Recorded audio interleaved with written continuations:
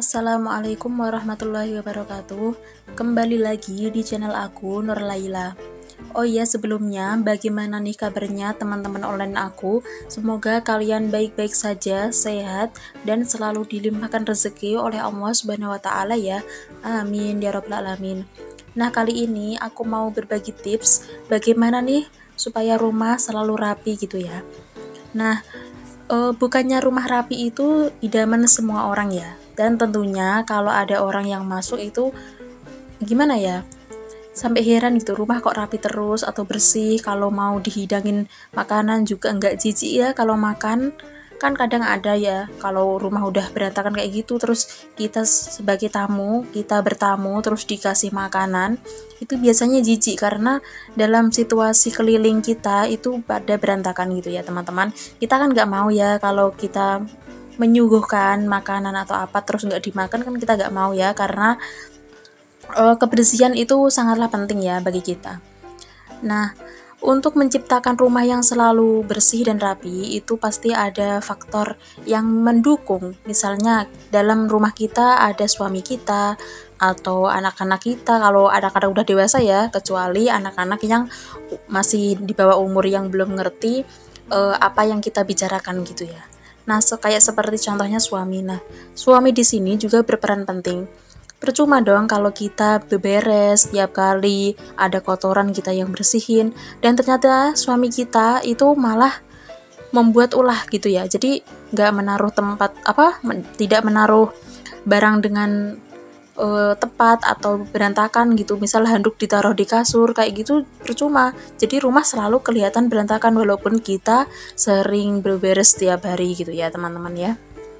Nah, dalam hal itu biasanya menjadi momok ya, momok yang penting bagi ibu-ibu rumah tangga seperti kita semua ya.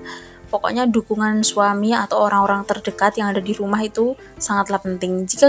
Jika semuanya tidak mendukung, pasti pikiran kita itu capek gitu, jadi stres, gampang marah gitu ya teman-teman. Oh iya, dalam hal ini bukan berarti rumah aku itu 100% bersih ya teman-teman. Jadi rumah aku ya normal, jadi kadang kotor, kadang bersih. Kalau habis dibersihin ya bersih, kalau belum dibersihin ya kotor gitu ya teman-teman ya. Pokoknya dalam video ini aku bukan mengejat rumah siapapun. Pokoknya kita itu masih belajar bersama gitu ya. Dan aku juga berbagi tips gitu ya. Kondisi rumah itu adalah faktor terpenting bagi kewarasan ibu rumah tangga gitu ya. Jadi kalau rumahnya bersih atau rapi gitu kan enak gitu, hati tenang, jadi pikiran itu adem, nggak pengen marah-marah mulu atau bikin stres lah ya. Dan aku minta maaf saat aku dubbing video ini terdengar grogi dan terbata-bata suaranya ya, karena aku juga baru pemula di YouTube ini. Aku pribadi kalau beberes rumah aku sendiri itu sambil jalan tipsnya ya, atau metodenya sambil jalan. Jadi aku jalan, misal di sekitar aku ada yang berantakan atau kotor, segera aku ambil gitu ya. Jadi saat waktu kita beberes enggak begitu berat gitu ya teman-teman ya. Dan aku juga minta maaf dalam penyampaian video ini bukan maksud untuk menggurui atau menyinggung pihak siapapun. Pokoknya dalam video ini kita belajar bersama bagaimana hidup bersih dan rapi gitu ya teman-teman. Dan udah dulu video dari aku. Semoga video ini bermanfaat dan menjadi pelajaran kita bersama ya.